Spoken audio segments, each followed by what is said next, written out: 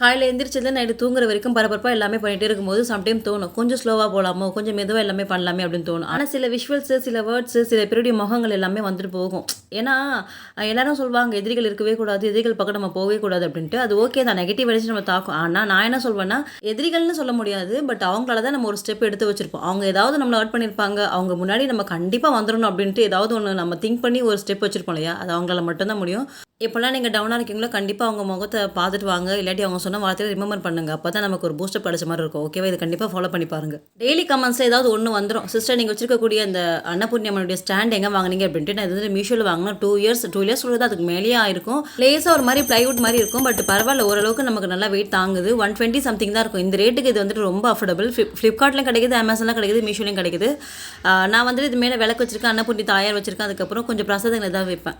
Hang பண்ணுற மாதிரி options கொடுத்துருக்காங்க. நான் அப்படியே அந்த கிரில்லில் கயிறு போட்டு கட்டிட்டுட்டேன். அன்னபூர்ணி தாயார் படத்தையும் அப்படி தான் வச்சுருக்கேன்.